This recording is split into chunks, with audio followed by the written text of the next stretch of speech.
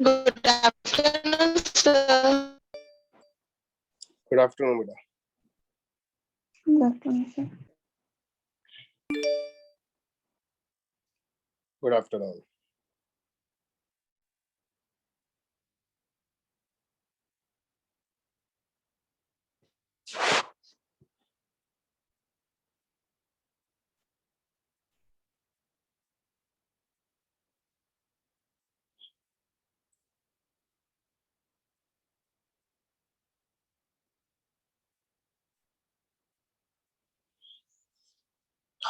हाँ जी बेटा.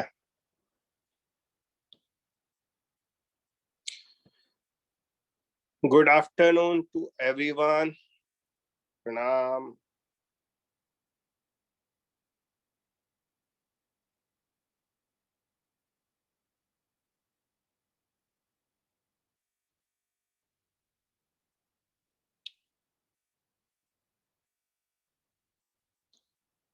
शुरू कर रहे हैं ना. गुड आफ्टरनून बेटा. Good afternoon. देखो कल हम लोग ये सीरीज और पैरेलल कॉम्बिनेशन पढ़ रहे थे. एक क्वेश्चन दिया था मैंने आपको, है ना. आज क्वेश्चन ही बोला. नेक्स्ट क्वेश्चन बेटा आपका. आपके पास है ना बहुत सारी स्प्रिंग्स हैं. पहली स्प्रिंग का कांस्टेंट के है, सभी को सीरीज में लगा दिया. पहली स्प्रिंग का कांस्टेंट के है, दूसरी का 2k, तीसरी स्प्रिंग का 4k, फिर 8k. इस तरह से आपके पास इनफाइनाइट स्प्रिंग्स हैं और ये सारी स्प्रिंग्स सीरीज में श्रेणी क्रम में जुड़ी हुई है. तो आपको बताना है कि इनका तुल्य स्प्रिंग नियतांक क्या होगा, इक्विवेलेंट स्प्रिंग कांस्टेंट क्या होगा. चलो करो इसे.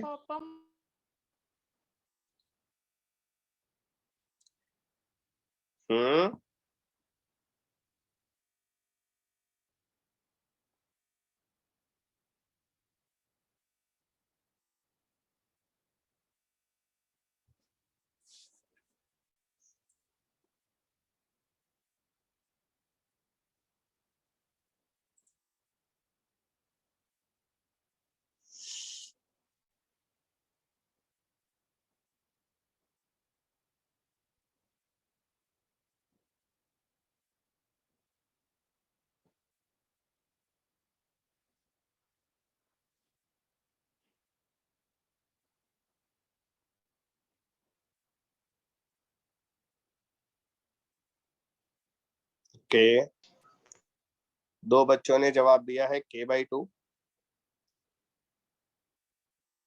सर क्वेश्चन क्या था? आपके पास बहुत सारी स्प्रिंग है, सभी श्रेणी क्रम में जुड़ी हुई हैं सीरीज में. स्प्रिंग जो है उनका स्प्रिंग नियतांक है k, 2k, 4k, 8k, इस तरह से अनंत है. तो तुल्य स्प्रिंग नियतांक बताना है कितना होगा.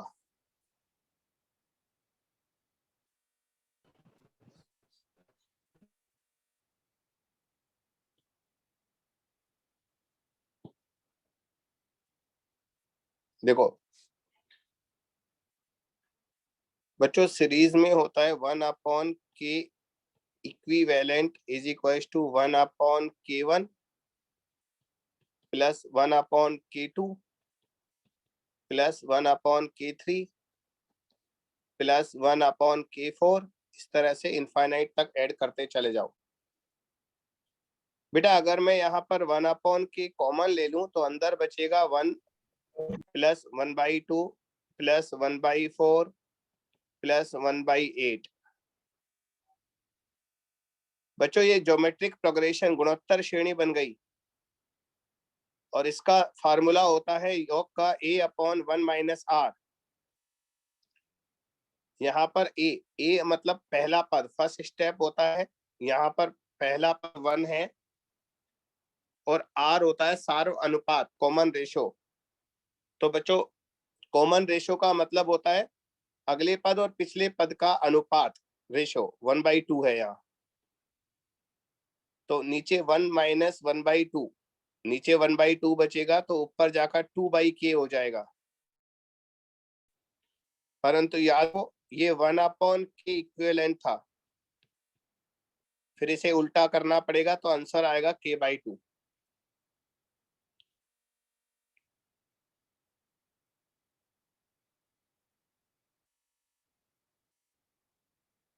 Hello sir. हेलो हम्म, सर, थर्ड स्टेप बताइए ना। बोलो थर्ड स्टेप। बेटा। ये फार्मूला है अनंत गुणोत्तर श्रेणी का, जहां पर a पहला पद होता है वो 1 है, r सार्वनुपात होता है। ये मैं आपको पहले 2 बार बता चुका हूँ बेटा। मैग्नेटिज्म में भी ऐसे क्वेश्चन कराए थे, इलेक्ट्रोस्टैटिक्स में भी ऐसे क्वेश्चन कराए थे, कम से कम तीसरी बार आ रहा है आपके सामने। आर सार्वनुपात कॉमन रेशियो होता है, इसका और इसका अनुपात या इसका और इसका अनुपात, तो वो 1/2 है ना।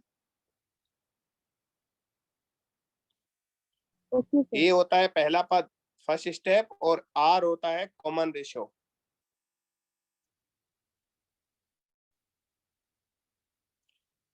तो बच्चों इस फार्मूले को हम फिजिक्स में कम से कम तीसरी बार पढ़ रहे हैं बेटा।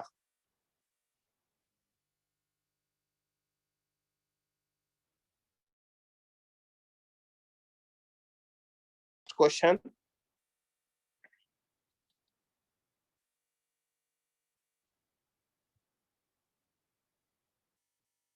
बेटा, एक स्प्रिंग है, उससे किसी वस्तु को, किसी बॉडी को अटैच करके दोलन कराया, तो उसकी जो फ्रीक्वेंसी है वो एफ आई। क्या आई फ्रीक्वेंसी? एफ। फिर से सुन लीजिए, एक स्प्रिंग से किसी वस्तु को दोलन कराने पर उसकी फ्रीक्वेंसी एफ आई। अगर हम समान स्प्रिंग से 4m द्रव्यमान के, पहले वाले का मास m था बेटा पिंड का, अब अगर हम इसको द्रव्यमान को 4 गुना कर दें, वस्तु का द्रव्यमान यदि 4 गुना कर दिया जाए तो नई आवृत्ति क्या आएगी बताओ।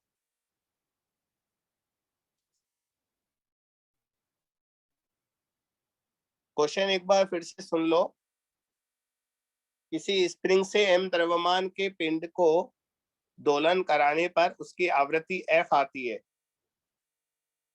यदि समान स्प्रिंग से 4m द्रव्यमान के पिंड को दोलन कराया जाए तो कितनी आवृत्ति आएगी?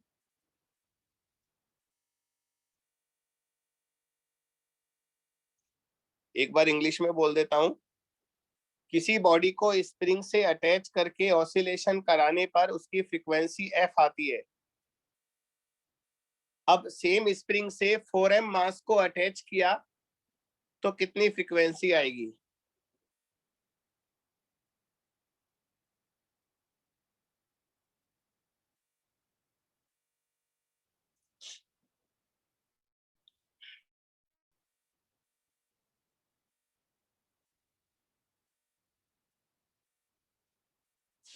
बच्चों का जवाब है f/2।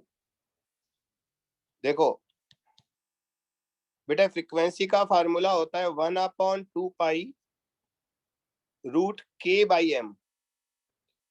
आवर्तकाल में 2π√m/k आता है, यहाँ उसका उल्टा आएगा। अगर हम द्रव्यमान को 4 गुना कर दें तो नई आवृत्ति आएगी 1/2π। स्प्रिंग कांस्टेंट सेम आएगा, मास 4m आ जाएगा, तो 4 को बाहर लोगे तो 2 बचेगा, तो f/2 आंसर आएगा बेटा। सही जवाब है आप लोगों का,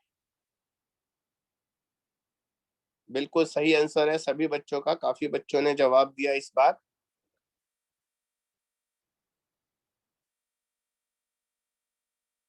नेक्स्ट क्वेश्चन।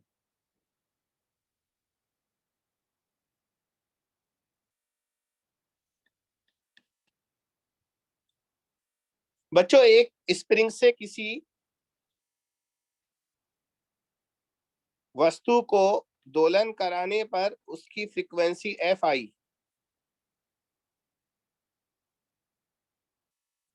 ये वस्तु है और ये स्प्रिंग है और इसके दोलन की आवृत्ति फ्रीक्वेंसी एफ है। अब हमने इस स्प्रिंग के दो बराबर बराबर टुकड़े किए और दोनों को समांतर क्रम में लगा दिया बेटा। इस स्प्रिंग के दो टुकड़े किए, छोटे छोटे दो टुकड़े हो गए, और उसी m द्रव्यमान के पिंड को फिर से दोलन कराया।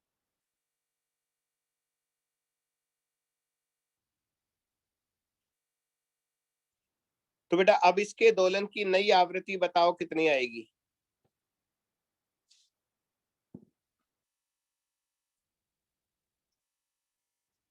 स्प्रिंग के दो बराबर टुकड़े किए और दोनों को समान जोड़ दिया, तो पिंड की नई आवृत्ति बताई नहीं आएगी।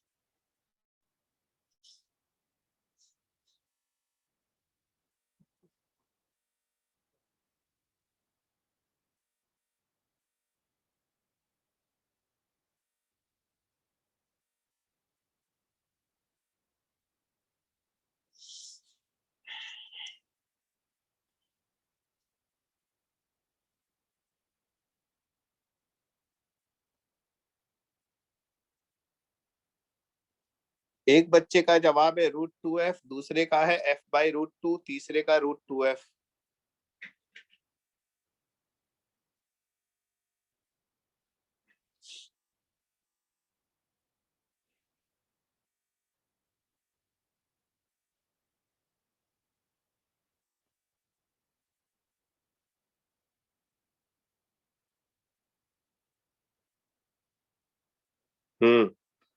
चलिए मैं करता हूं अब।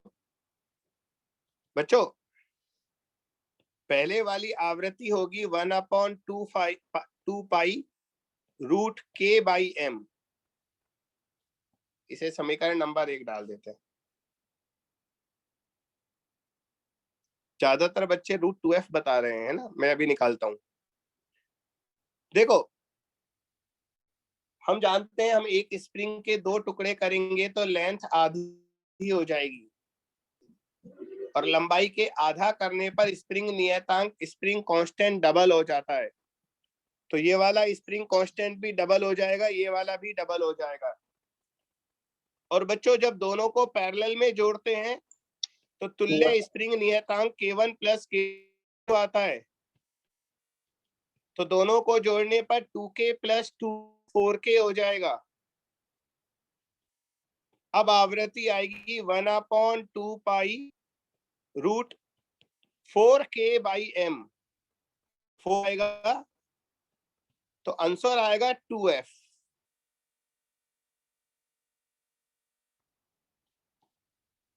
√2f नहीं आएगा बेटा, 2f आएगा। हाँ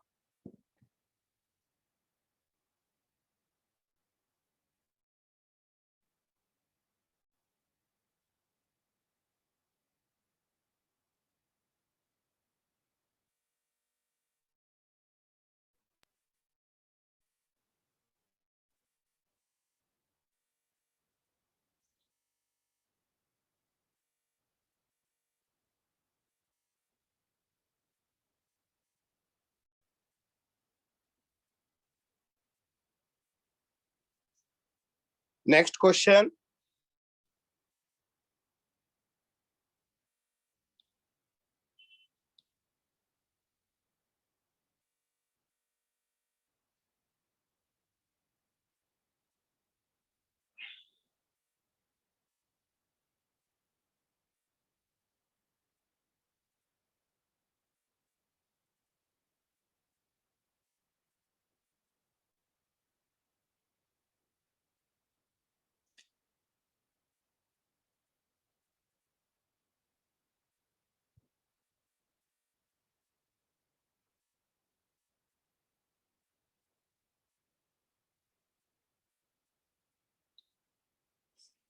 बच्चों एक स्प्रिंग से m1 और m2 द्रव्यमान के दो पिंड दो हैं।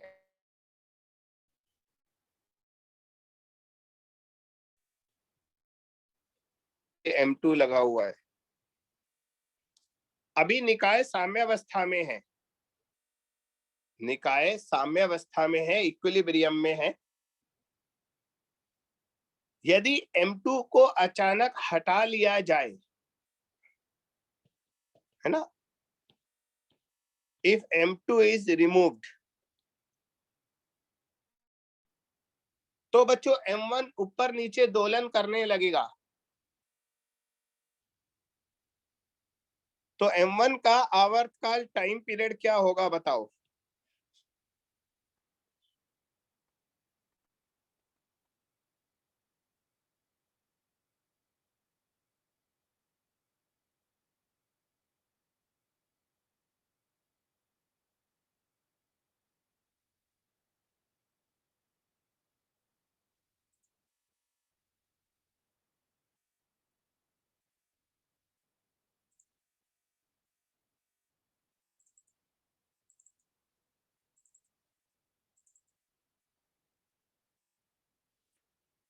क्वेश्चन सुना ना आपने, स्प्रिंग नियतांक के दिया है बेटा।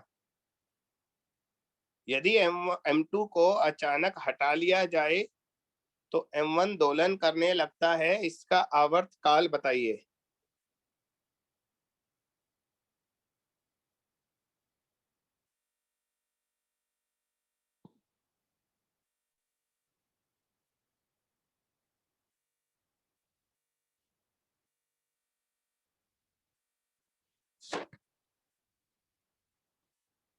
बेटा dk/m/2k में गड़बड़ लग रही है मुझे।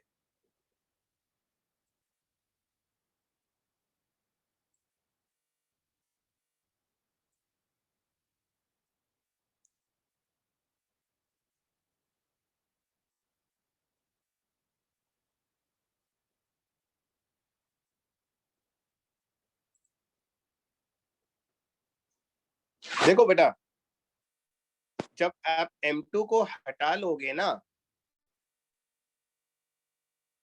तो केवल M1 दोलन करेगा। तो उसका टाइम पीरियड होगा 2π√m/k। और हम द्रव्यमान उसका लेते हैं जो पिंड दोलन करता है, जो पिंड ऑसिलेशन करता है। यहाँ दोलन सिर्फ M1 करेगा, इसलिए इस आंसर में आंसर आएगा 2π√m1/k बस। तो आपको ये निर्णय लेना था कि द्रव्यमान कौन सा फॉर्म है लेना है। तो बच्चों हमेशा वो द्रव्यमान लेते हैं, वो मास लेते हैं जो दोलन करता है। यहाँ दोलन M1 कर रहा है, M2 तो रिमूव हो गया, M2 तो अपने घर चला है, M1 कर रहा है, इसलिए यहाँ पर M1 आएगा बस। समझे ना।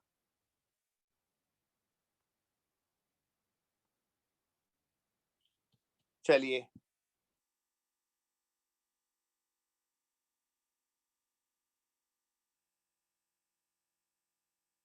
अगला प्रश्न।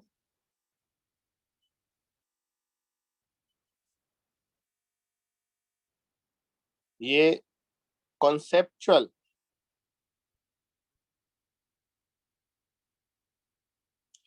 बहुत प्यारा अच्छा क्वेश्चन है, जरा इसे ढंग से सुनिएगा भी और फिर करिएगा।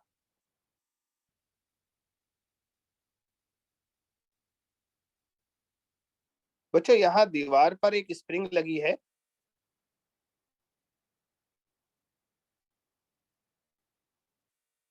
और M द्रव्यमान का एक पिंड है।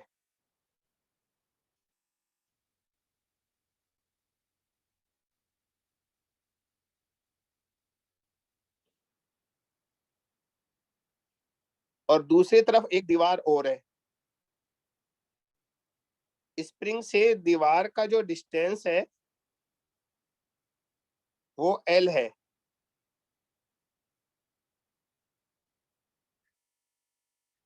बहुत प्यारा क्वेश्चन है। कुछ क्वेश्चन तो ऐसे मैं कराता ही हूँ जहां पर सिर्फ फार्मूले काम नहीं आते, दिमाग काम आता है, सोचना पड़ेगा आपको। बच्चों ये पिंड नियत वेग से स्प्रिंग और इस दीवार के बीच गति कर रहा है, फ्रिक्शनलेस सरफेस है, घर्षणहीन सतह है, कोई फ्रिक्शन नहीं है।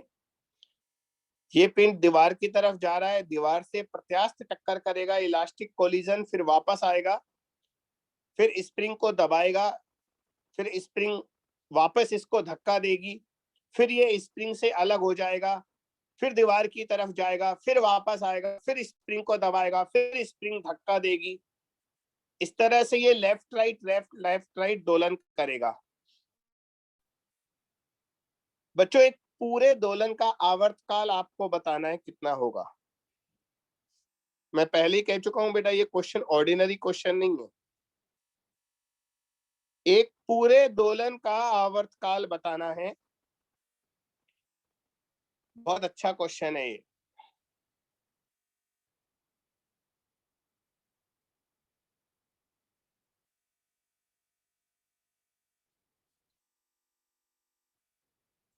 इसका सॉल्यूशन मैं ही बताता हूं, आप लोग सुनो पहले। बच्चों हम इसके एक दोलन को दीवार से शुरू करते हैं। मान लो पिंड दीवार पर पहुंच गया और वहां से स्प्रिंग की तरफ आ रहा है। अब ढंग से सुनते रहना। तो इसका एक दोलन, एक ऑसिलेशन वापस तब हो जाएगा जब ये वापस दीवार पर पहुंच जाएगा, है ना। हम दीवार से शुरू करते हैं, यहां से ये दीवार के बिल्कुल पास है और इस साइड v वेलोसिटी से जा रहा है, v वेग से इधर जा रहा है। तो बच्चों इसको स्प्रिंग तक पहुंचने में कितना समय लगेगा? थोड़ी थोड़ी मदद आप मुझे कर दो, तो बस मुझे इतना पता लग जाएगा, आप बैठे तो हो। इसको स्प्रिंग तक पहुंचने में कितना समय लगेगा?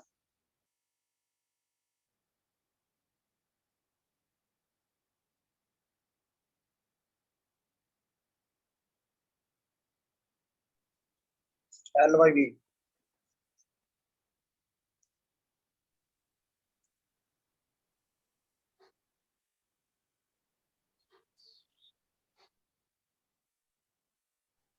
LV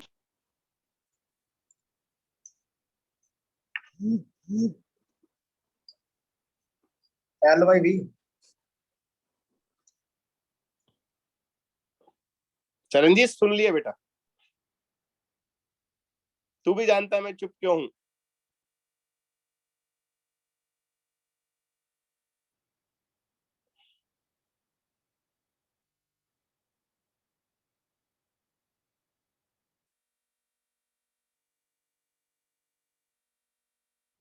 चलो ठीक है, मुझे जवाब मिल गया। तो वही देखना चाह रहा था कि क्लास में है या नहीं है।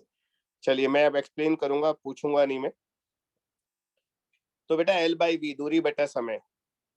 फिर ये पिंड स्प्रिंग को दबाएगा। हम जानते हैं जब भी कोई पिंड स्प्रिंग को दबाता है तो नेचुरल लेंथ से अधिकतम संकोचक तक जाने में T/4 समय लगता है ना। स्प्रिंग का आवर्तकाल होता है स्प्रिंग से जुड़े पिंड का 2π√m/k, और उसका 1/4 समय लगेगा दबाने में। तो पहले स्प्रिंग तक पहुंचने में इसे L/V समय लगा, फिर स्प्रिंग को दबाने में T/4 समय लगा, ये T/4 है, और वापस आने में टोटल इतना ही समय और लगेगा। तो एक दोलन का समय हो जाएगा 12/v प्लस π√m/k। तो बेटा ये आंसर आ गया।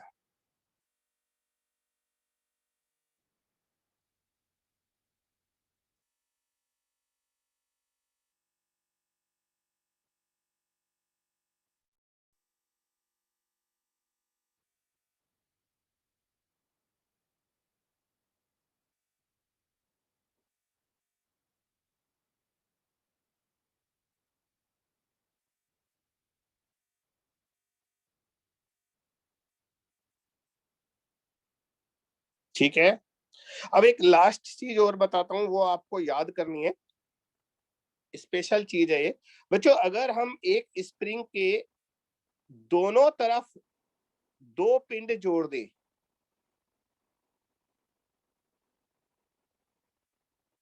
फिर से सुनिए, अक्सर वैसे तो हम क्या करते हैं, स्प्रिंग के एक तरफ एक पिंड लगाते हैं और दूसरे सिरे को दीवार से कनेक्ट कर देते हैं, लेकिन यहाँ पर हमने स्प्रिंग के दोनों सिरों पर दो अलग अलग पिंड लगा दिए M1 और M2 द्रव्यमान के। एक ये है M1 द्रव्यमान का और यहाँ पर दूसरी बॉडी है M2 द्रव्यमान की। स्प्रिंग कांस्टेंट K है।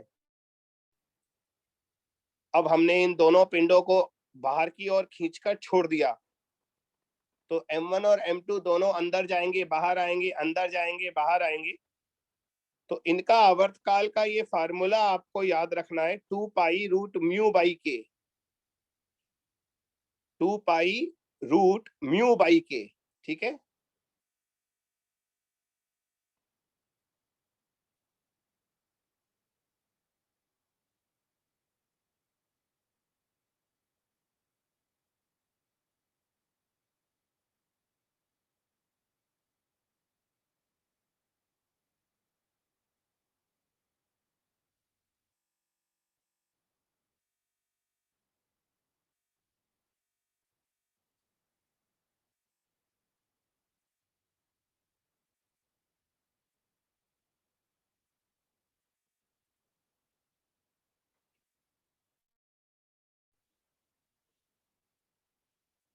तो बच्चों इसके बाद अगले टॉपिक पर चलते हैं।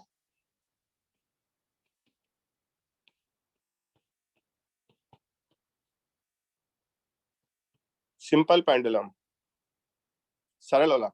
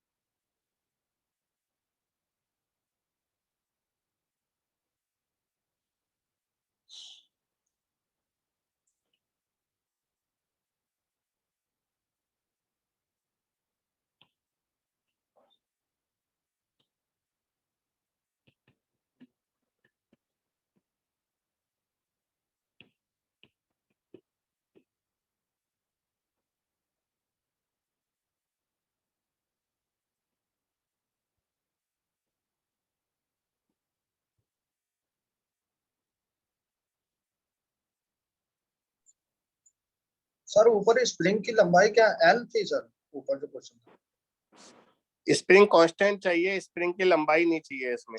नहीं नहीं उससे ऊपर सर, ऊपर जो क्वेश्चन था वो टाइम पीरियड नहीं, ये उसमें वाला। स्प्रिंग की लंबाई उसमें भी नहीं चाहिए। स्प्रिंग की लंबाई क्यों चाहिए? कभी टाइम पीरियड निकालने में स्प्रिंग की लंबाई की जरूरत नहीं होती। नहीं सर, T/4 है ना, तो उसका आधा होगा ना तभी। क्यों आधा क्यों होगा? पहले तो केवल कंप्रेशन हो रहा है, कंप्रेशन में T/4 होता है समय, जी जी। और बाद में 2 से मल्टीप्लाई कर ही दिया, लास्ट में डबल, पूरे को डबल कर दिया।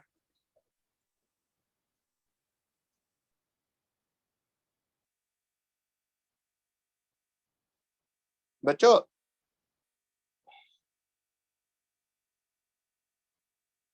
आज से आपको है ना क्लास की रिकॉर्डिंग नहीं मिलेगी।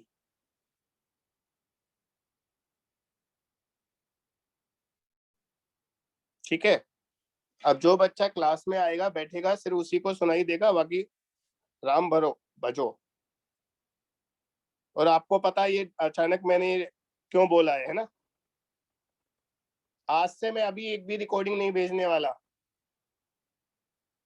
और वहां भी मना कर दूंगा, मैं सर को भी मना कर दूंगा, वो भी नहीं डालेंगे किसी भी ग्रुप में।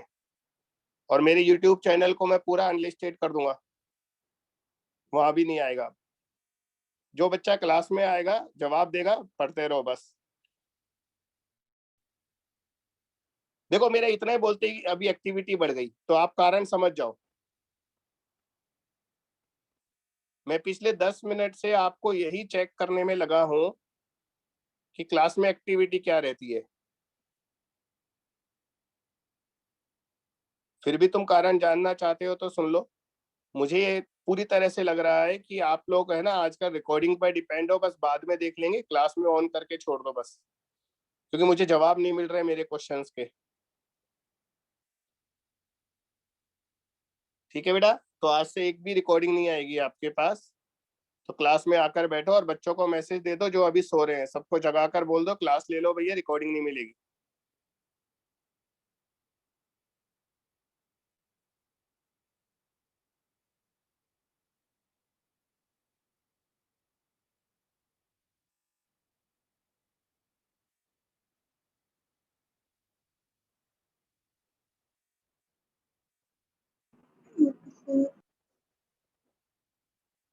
तो जो यहाँ पढ़ेगा बस वही पढ़ाइए बेटा, फिर गए काम से।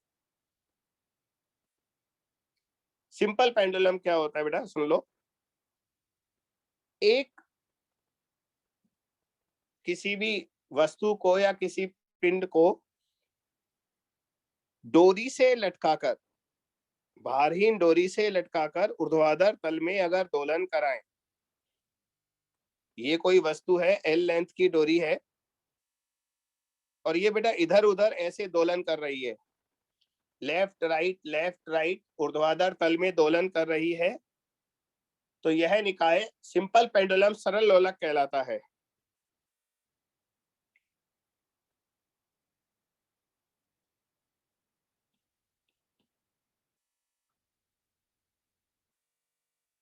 ठीक है, यह निकाय सरल लोलक कहलाता है, सिंपल पेंडुलम। बेटा सिंपल पेंडुलम का आवर्त काल, टाइम पीरियड जो होता है वो 2 pi root L by G होता है।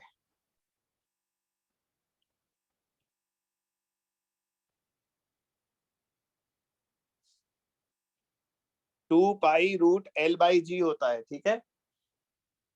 सर दूसरी मास बात, पे डिपेंड नहीं करेगा।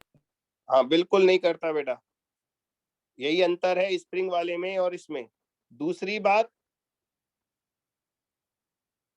इसके जो दोलन होंगे वो एसएचएम तभी होंगे जब ये जो कोणीय विस्थापन है ना बेटा, एंगुलर डिस्प्लेसमेंट थीटा, ये बहुत छोटा होगा। अगर आपने ये कोण ज्यादा ले लिया, अगर ये एंगल ज्यादा ले लिया, तो ये दोलन तो होंगे, साधारण दोलन होंगे, लेकिन ये एसएचएम नहीं होंगे। एक मिनट, तो ये बात आप लिख लो, दो बातें लिख लो। सरल लोलक के दोलन एसएचएम तभी होते हैं जब थीटा बहुत कम होता है, थीटा लगभग 10 डिग्री या 15 डिग्री, बस इससे ज्यादा नहीं होना चाहिए, ये मान लो। Oscillations of simple pendulum are SHM only if theta is less than 10 degree. Theta is very small.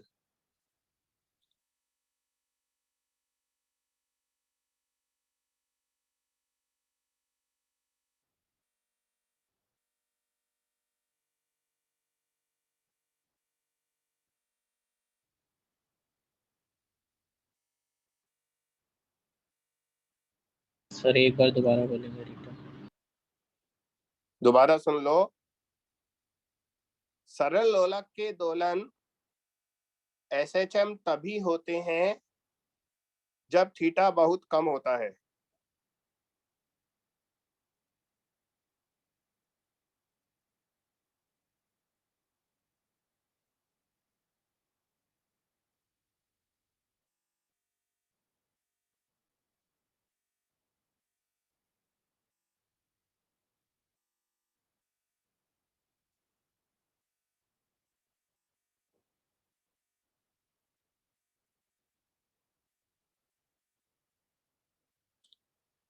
दूसरी बात लिखो, time period of simple pendulum does not depend on its mass.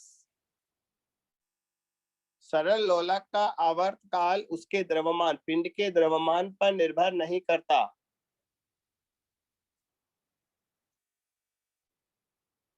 परंतु स्मॉल जी पर निर्भर करता है।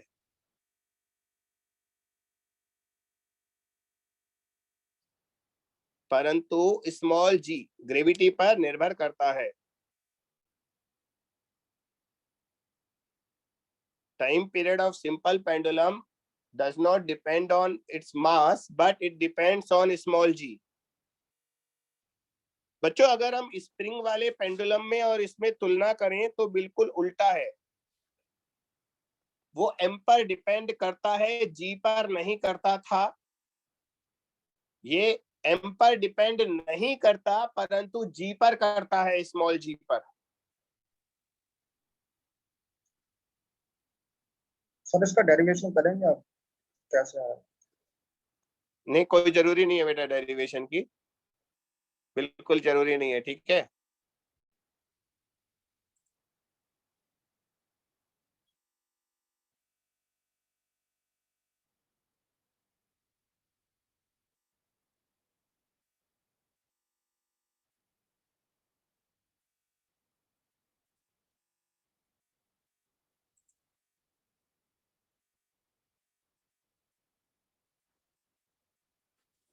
तो लेंथ पर डिपेंड करता है।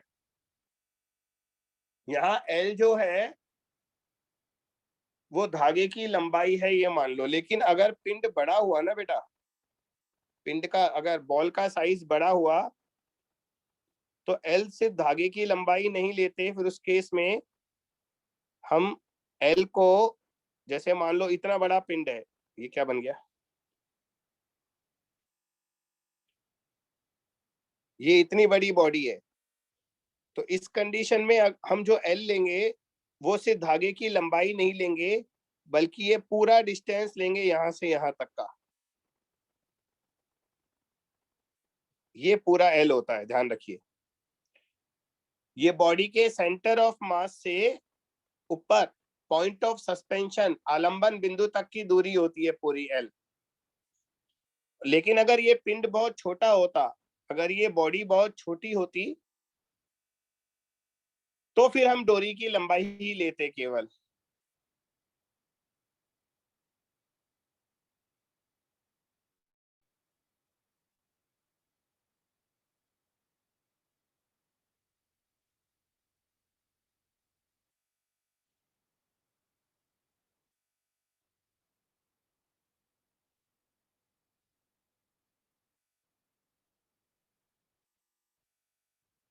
ठीक है।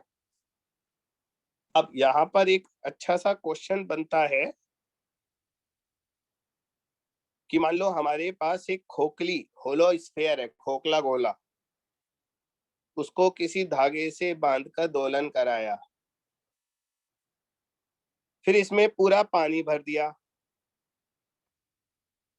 पूरा पानी से भरकर फिर दोलन कराया। पहले खाली था, उस समय इसका आवर्तकाल T1 था, फिर पानी से भर दिया, आवर्तकाल T2 हो गया, फिर पानी से आधा भर दिया, आधा खाली कर दिया। तीसरे केस में पानी से आधा भरा तो आवर्तकाल टाइम पीरियड T3 आया। तो हमें बस ये बताना है T1, T2 और T3 में से कौन सबसे छोटा है और कौन सबसे बड़ा है।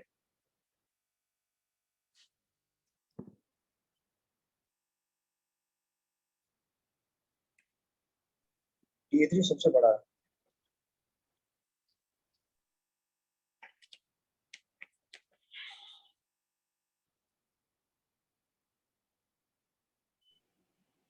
सर T3 सबसे बड़ा आएगा।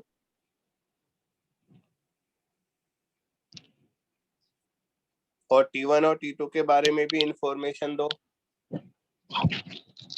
T1 सबसे छोटा होगा सर। T1 सबसे छोटा। हाँ नहीं, T1 और सर, T2 तीनों एक्चुअली equal बराबर होंगे क्या? आएंगे। इक्वल आएंगे क्योंकि L सेम है। T1 और T2 बराबर आएंगे क्योंकि जब गोला पूरा खाली था, स्फीयर पूरा खाली था, तो भी उसका सेंटर ऑफ मास उसके सेंटर पर ही होगा। और जब पूरा पानी से भरा हुआ है कंप्लीट, तो भी उसका सेंटर ऑफ मास सेंटर पर होगा। तो दोनों कंडीशन में L बराबर आएंगे, जब पूरा खाली है और तब पूरा भरा है। लेकिन जब आधा भरा हुआ है तो सेंटर ऑफ मास थोड़ा नीचे चला जाएगा और सेंटर ऑफ मास के थोड़ा नीचे जाने से एल बढ़ जाएगा और एल के बढ़ने से टी बढ़ जाएगा, तो T3 सबसे बड़ा आएगा बेटा। तो इसमें आपको 3 डायग्राम बनाने चाहिए, मैं तीनों डायग्राम बना देता हूं एक बार।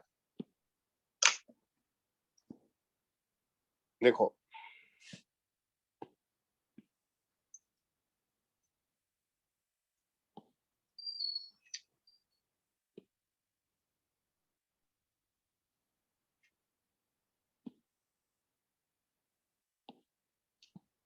ये पहला डायग्राम,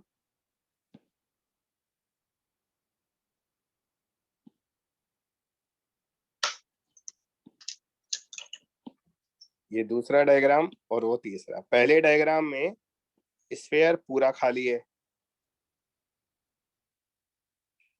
अब पूरा खाली है तो लंबाई इसके सेंटर से लेंगे। दूसरे डायग्राम में स्फीयर पूरा भरा है, पूरा भरा है तो भी एल उसके सेंटर से आएगा, सेंटर ऑफ मास द्रव्यमान केंद्र उसके केंद्र पर ही होगा। लेकिन तीसरे वाले केस में आधा भरा है, आधा भरा है ना बेटा, तो सेंटर ऑफ मास थोड़ा नीचे चला जाएगा, तो हमें इस एरो को नीचे तक लेना पड़ेगा और तो एल ज्यादा हो जाएगा एक तरह से। ये देखो यहां तक एल आएगा, तो तीसरे केस में लंबाई थोड़ी ज्यादा हो गई, ये सेंटर ऑफ मास लिख रहा हूं, इसका सेंटर ऑफ मास ऊपर नहीं होगा, थोड़ा नीचे चला जाएगा। तो पहले दोनों केसेस में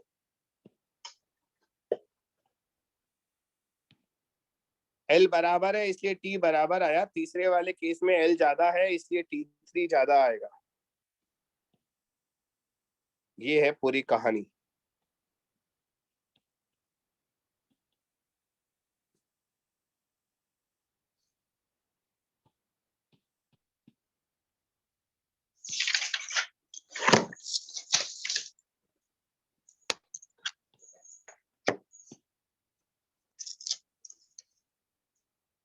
कॉपी कर लो पूरा।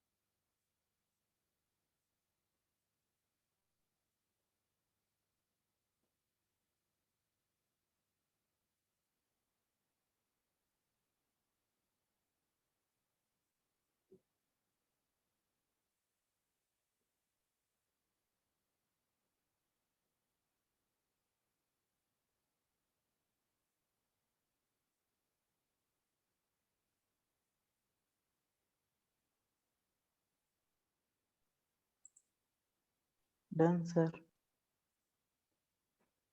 ओके बेटा,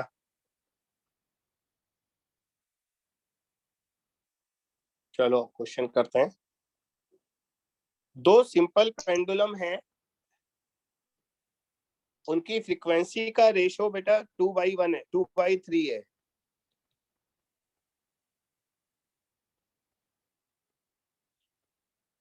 तो उनकी लेंथ का रेशो बताओ क्या होगा।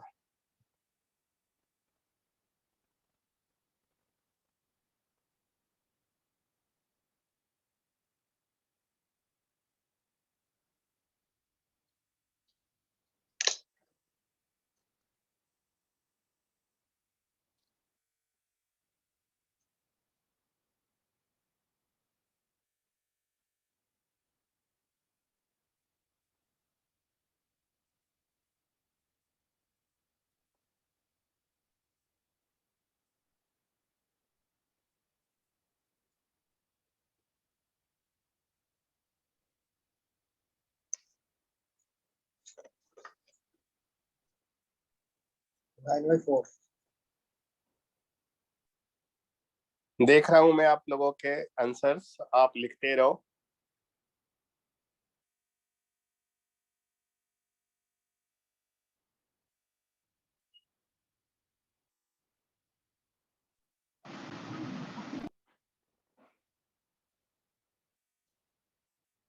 देखो, सिंपल पेंडुलम की फ्रीक्वेंसी का फार्मूला होता है 1/2 पाई √G/L।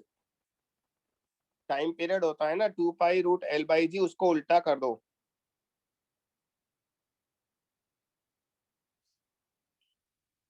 इसका मतलब ये हुआ बेटा, frequency inversely proportional to √L हुआ ना, तो F1/F2 √L2/L1 आएगा, इनवर्सली प्रोपोर्शनल है।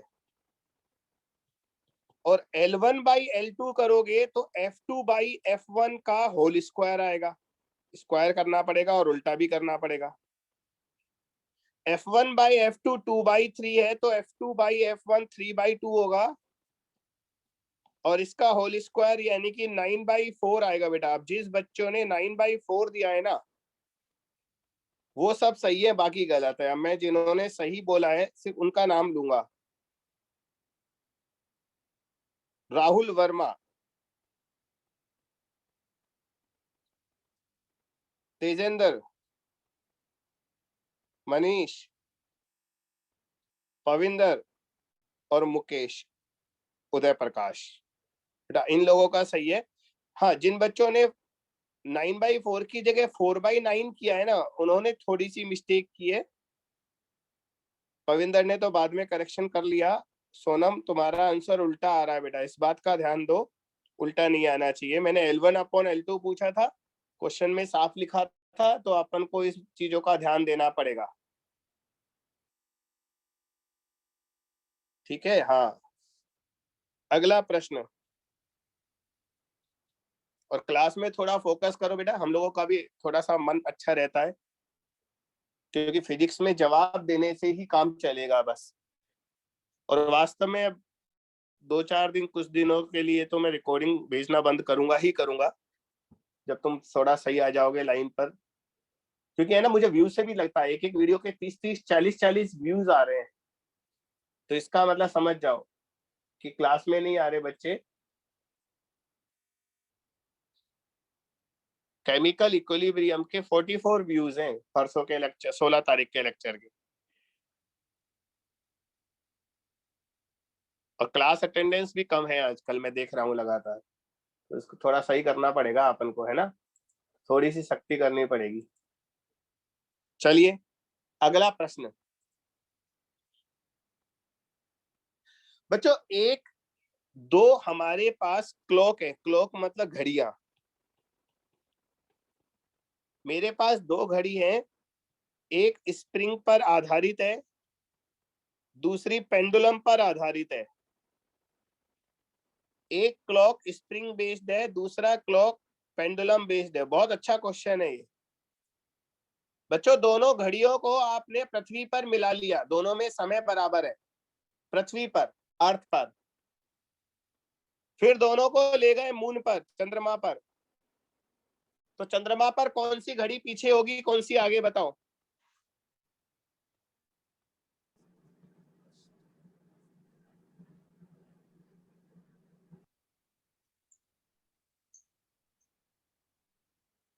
एक पेंडुलम घड़ी वाली पीछे स्प्रिंग होगी, पर आधारित है, पेंडुलम वाली दूसरी पीछे। घड़ी पेंडुलम पर आधारित है। चरणजीत, आप एक मिनट थोड़ी देर चुप रहे। सर सिंपल पेंडुलम है ना, वो ज्यादा होगी मून पे।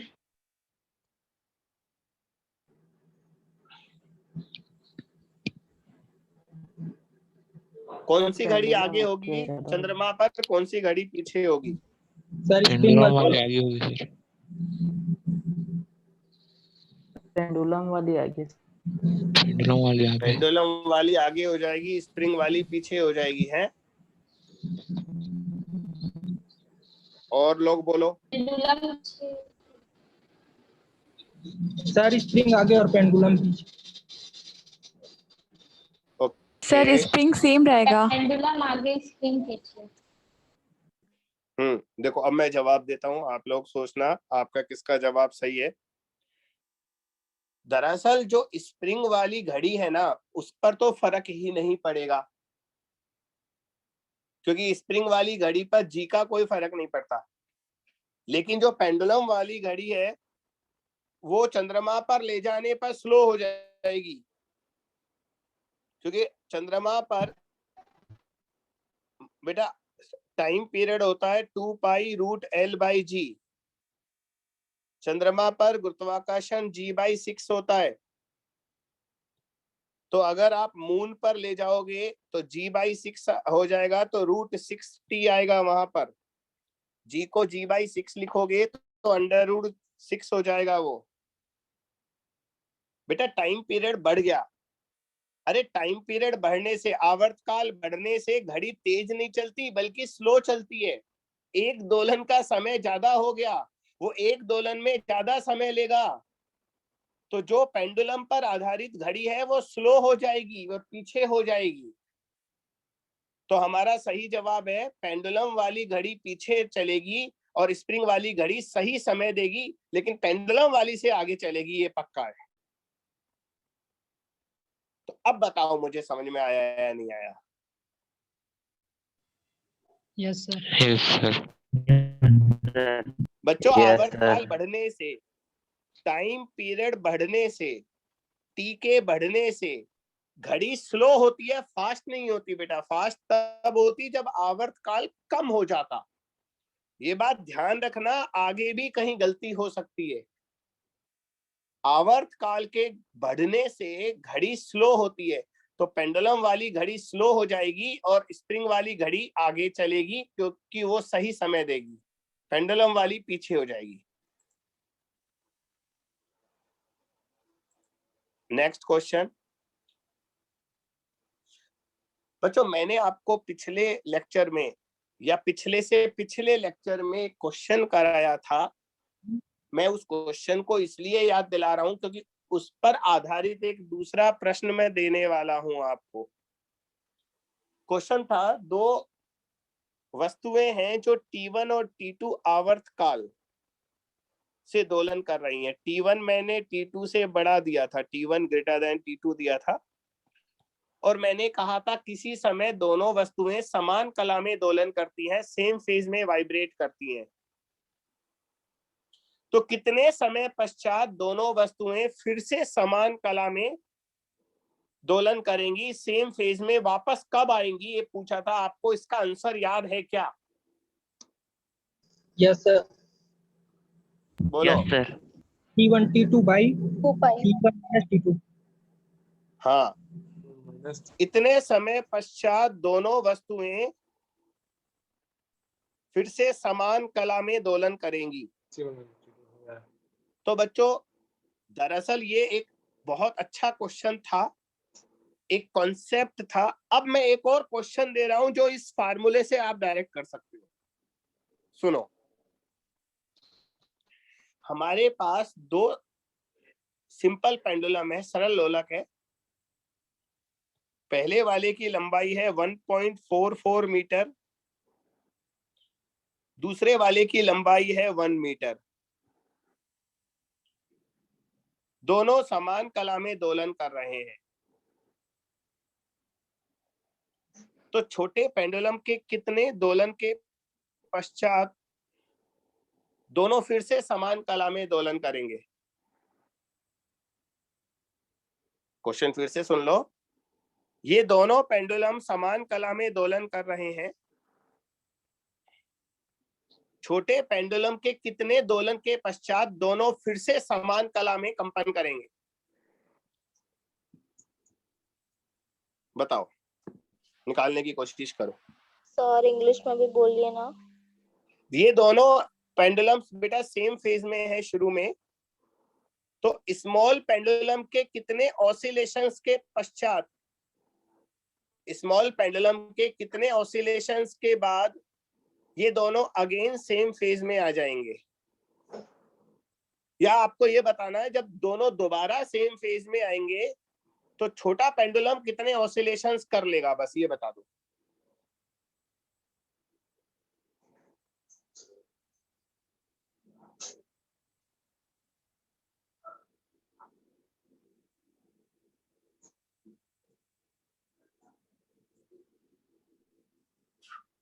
बच्चों इस क्वेश्चन में एक जगह आपको जरूरत पड़ेगी, अंडर रूट जी और पाई को कैंसिल कर देना, आपस में लगभग बराबर होते हैं।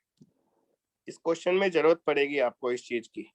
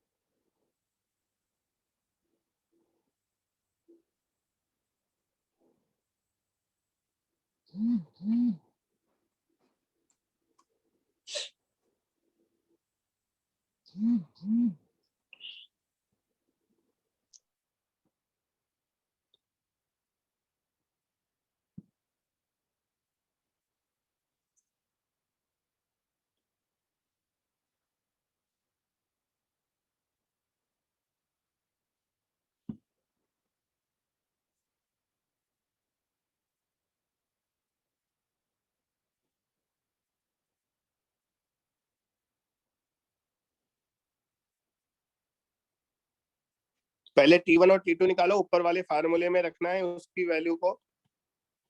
T1 हो जाएगा 2 पाई रूट L बाय जी। L कितना है 1.44। अभी मैंने बताया अंडर रूट जी को पाई से कैंसिल करवा दो, तो पाई और रूट जी कट गए, तो ये बचा 1.44। 1.44 का अंडर रूट 1.2 होता है, तो 2.4 सेकेंड T1 आ गया। इसी तरह T2 निकाल लो, 2 पाई रूट L बाय जी, और इसका L 1 मीटर है, तो पाई रूट जी से कट जाएगा, तो ये आएगा 2 सेकेंड। समान कला में सेम फेज में आने के लिए इतना टाइम चाहिए, इसमें वैल्यू पुट कर दो। अपॉन 2.4 माइनस 2 कितना आएगा कैलकुलेट करने पर, बताओ।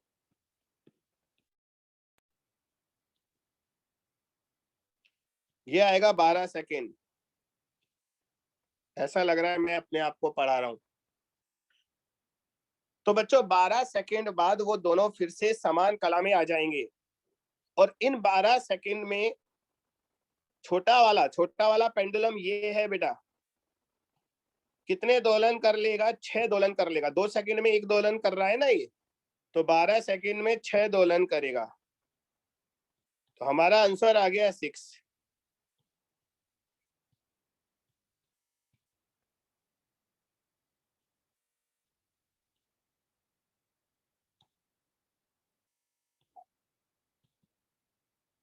ये आंसर आ गया। तो पहले जो आपके पास फार्मूला था T1 T2 upon T1 minus T2, उससे पहले T निकाल लिया कि दोनों समान कला में कब आएंगे, 12 सेकंड बाद। और इन 12 सेकंड्स में छोटा वाला पेंडुलम 6 दोलन कर लेगा। बेटा बड़ा वाला कितने दोलन करेगा बताना? बड़ा वाला पेंडुलम कितने ऑसिलेशन करेगा 12 सेकंड में?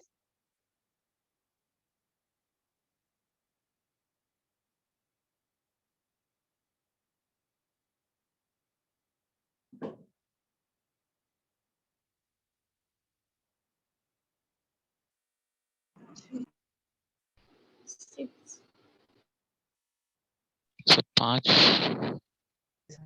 5 करेगा। हाँ 5 5 आएंगे 5।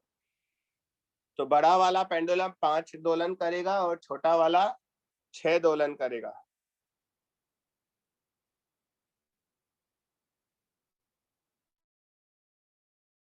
अच्छा इसको इम्पोर्टेंटली बच्चों, अब है ना न्यूटन्स लॉ के कुछ क्वेश्चंस पर आ जाओ, जैसे न्यूटन्स लॉ में करते थे। अगर हम एक सिंपल पेंडुलम को लिफ्ट में लटका दें, ये लिफ्ट है और इसके अंदर कोई पेंडुलम है,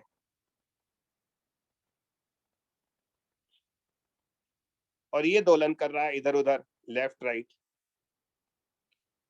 एक पेंडुलम लिफ्ट में लटका है और उसका टाइम पीरियड जो है वो टी है। कितना है? टी, आवर्तकाल। अगर ये लिफ्ट ए त्वरण से ऊपर की तरफ गति करने लगे तो नया टाइम पीरियड आएगा। बताओ आप, इतना सा तो तुम सोच सकते हो आराम से।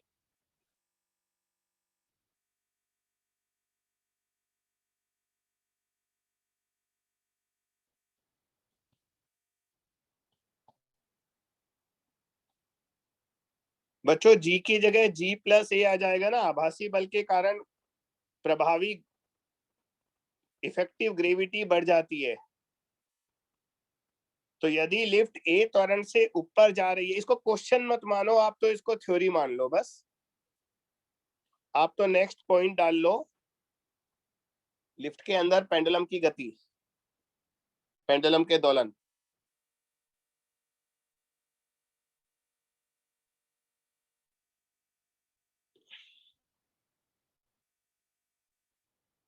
तो अगर लिफ्ट ए एक्सेलरेशन से ए त्वरण से ऊपर जा रही है तो नीचे जी की जगह जी प्लस ए आएगा, और अगर लिफ्ट ए त्वरण से नीचे आ रही होती तो ये जी माइनस ए आता बच्चा, जी माइनस ए आता। ठीक है, नेक्स्ट पॉइंट। अरे ये कोई है ना, गाड़ी है, व्हीकल है, कुछ भी मान लो, ट्रेन मान लो, बस मान लो।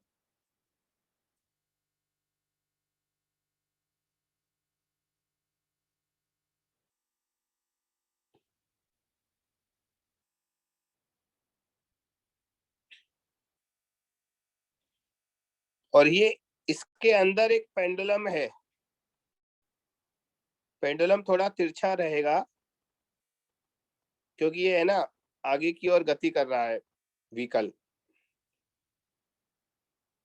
तो इस पेंडुलम को जब अब दोलन कराएंगे हम, तो बेटा इसका टाइम पीरियड भी चेंज हो जाएगा और ये आएगा 2 pi root L upon under root A square plus G square.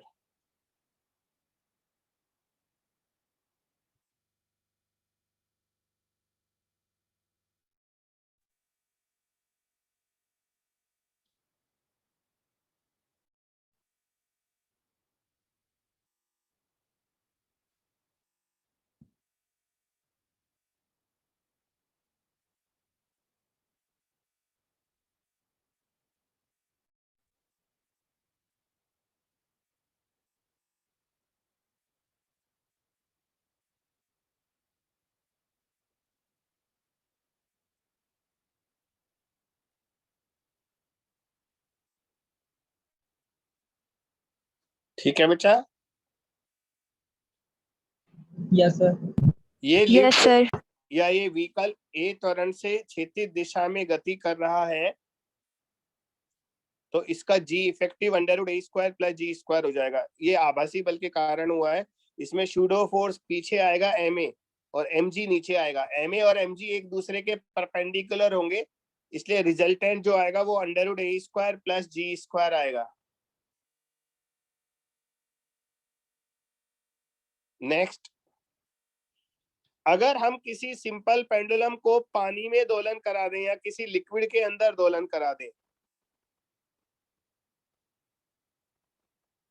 ये कोई द्रव है और इसके अंदर कोई सिंपल पेंडुलम ऑसिलेशन कर रहा है बेटा,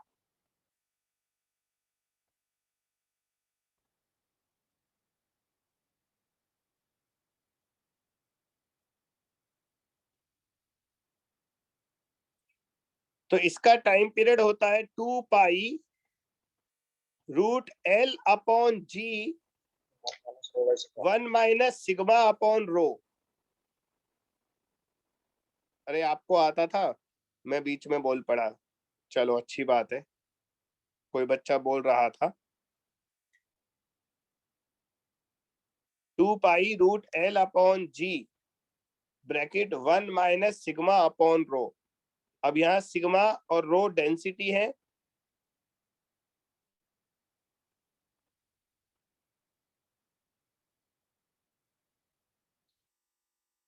तो बच्चों सिग्मा जो है वो है density of liquid. Sir rho by sigma होगा या सिग्मा बाई रो? वो कुछ भी ले ले, उसमें कौन सा अंतर है, वो तो मैं नाम बदल दूंगा, उसमें क्या जा रहा है।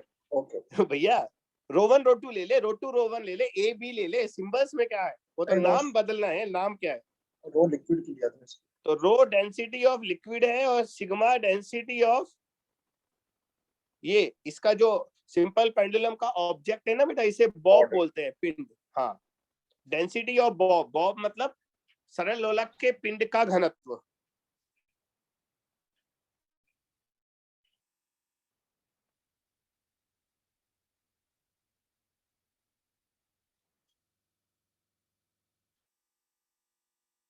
सरल लोलक के पिंड का घनत्व और सिग्मा है द्रव का घनत्व।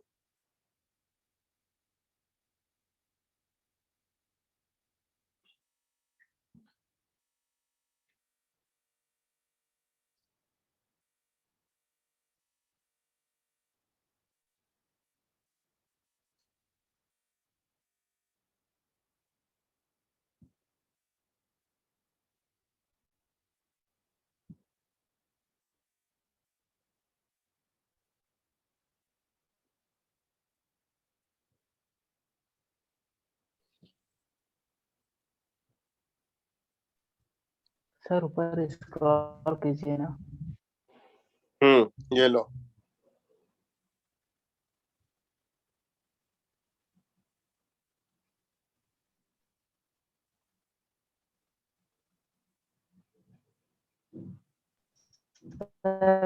क्वेश्चन। हाँ बेटा, क्वेश्चन देते हैं इस पर।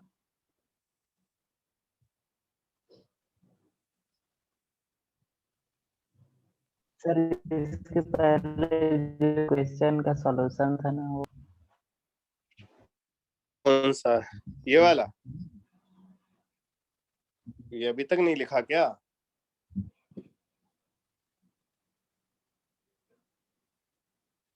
Thank you sir.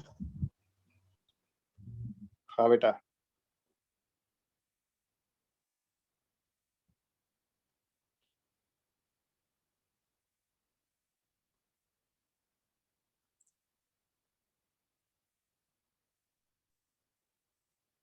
बच्चों एक स्पेशल फार्मूला और बता रहा हूं, देखो। बहुत अधिक लंबाई के सरल लोलक का आवर्तकाल, time period of simple pendulum of a large length. बहुत अधिक लंबाई के सरल लोलक का आवर्तकाल, बेटा ये फार्मूला अलग होता है।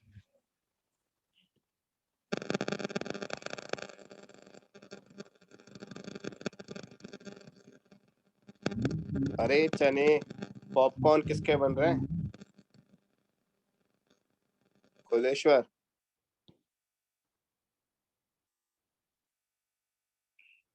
बच्चों अगर किसी सिंपल पेंडुलम की लेंथ बहुत ज्यादा हो पृथ्वी की त्रिज्या के आसपास,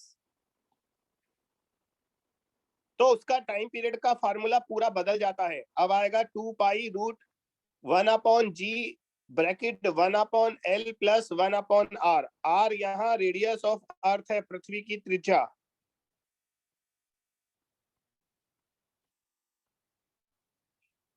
अगर किसी सिंपल पेंडुलम की लेंथ बहुत ज्यादा हो तो उसके टाइम पीरियड का फार्मूला ये आएगा। अब मुझे बताइए अनंत लंबाई के किसी सरल लोलक का आवर्तकाल कितना होगा?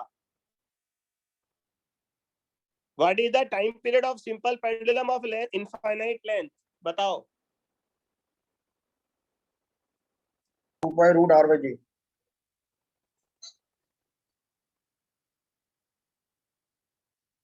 बताओ बेटा।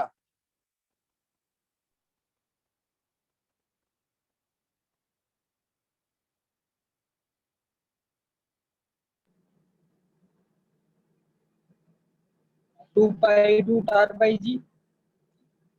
इसमें l को इनफाइनाइट रख दो, 1/इनफाइनाइट 0 होता है, तो ये आएगा 2 पाई रूट r बाई जी। बच्चों ने सही जवाब दिया। बच्चों ये 84.6 मिनट होता है लगभग। क्योंकि पृथ्वी का त्रिज्या भी कांस्टेंट है, जी कांस्टेंट है, दोनों की वैल्यू रख दो।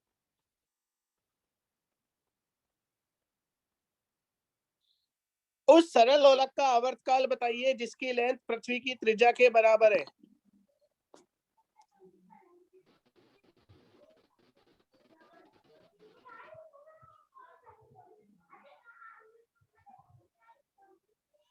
उस सरल लोलक के का आवर्तकाल बताइए जिसकी लेंथ, जिसकी लंबाई पृथ्वी की त्रिज्या के बराबर है।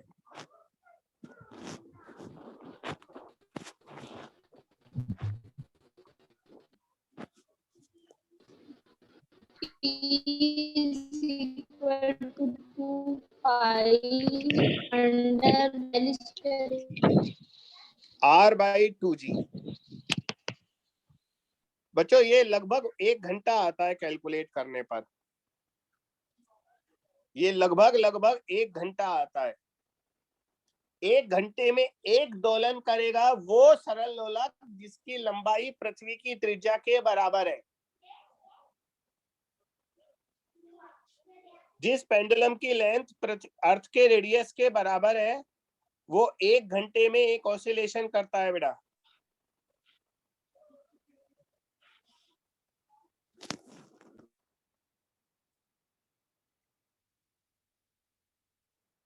नेक्स्ट क्वेश्चन, अगर हम किसी सिंपल पेंडुलम की लेंथ को 21% बढ़ा दें, if length of a simple pendulum is increased by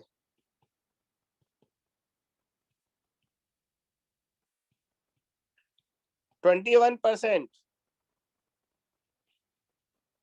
if L is increased by 21%, then what is the percentage change in time period? सरल लोलक की लंबाई को 21% बढ़ा दें तो आवर्तकाल में कितनी प्रतिशत वृद्धि होगी?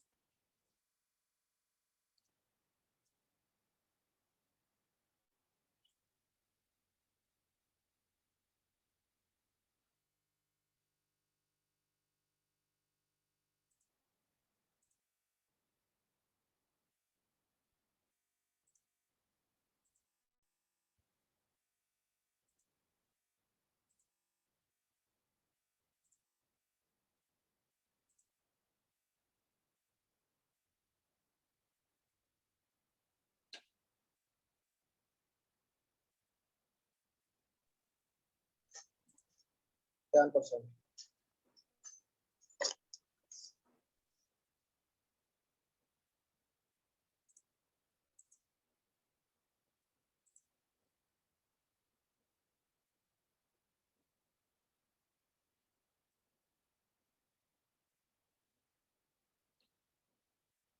हाँ बेटा आंसर आएगा 10%, 10.5 नहीं आएगा, 10 आएगा।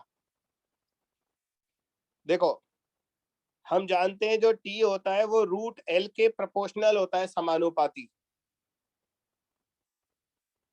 अर्थात T'/T √L'/L आएगा। अब बेटा हमारी पास पहली लंबाई L थी और उसमें 21% बढ़ा दिया है, 21% का मतलब होता है 21L/100, तो नई लंबाई हो गई 1.2L, 1.21, 1.21, तो T'/T आएगा √L'/L। 1.21 का √1.1 होता है बेटा, इसका मतलब नया आवर्तकाल आ गया 1.1T, यानी कि T + 0.1T। तो आवर्तकाल में चेंज कितना आया?